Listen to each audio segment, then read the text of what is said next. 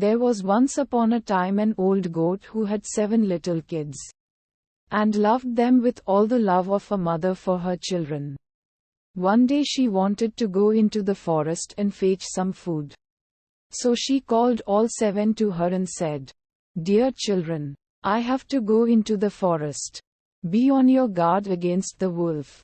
If he comes in, he will devour you all, skin, hair, and everything. The wretch often disguises himself, but you will know him at once by his rough voice and his black feet." The kids said, "Dear mother, we will take good care of ourselves. You may go away without any anxiety." Then the old one bleated, and went on her way with an easy mind.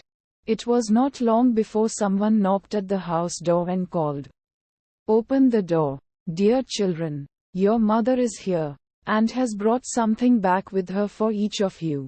But the little kids knew that it was the wolf. By the rough voice, "We will not open the door," cried they. "You are not our mother. She has a soft, pleasant voice, but your voice is rough. You are the wolf." Then the wolf went away to a shopkeeper and bought himself a great lump of chalk, ate this and made his voice soft with it.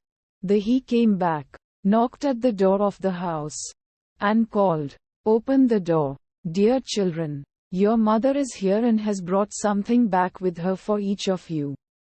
But the wolf had laid his black paws against the window, and the children saw them and cried, "We will not open the door.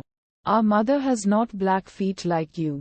You are the wolf." Then the wolf ran to a baker and said, "I have hurt my feet. Rub some dough over them for me." And when the baker had rubbed his feet over, he ran to the miller and said, "Strew some white meal over my feet for me." The miller thought to himself, "The wolf wants to deceive someone," and refused. But the wolf said, "If you will not do it, I will devour you." Then the miller was afraid, and made his paws white for him. Truly, this the way of mankind.